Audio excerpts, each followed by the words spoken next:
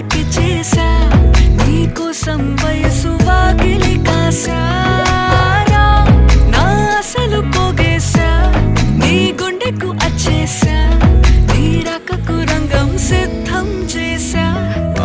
ఎందుకు పుట్టిందో పుట్టింది ఏమో నువ్వంటే ముచ్చట పుట్టింది పుడతాని నీ పిచ్చి పట్టింది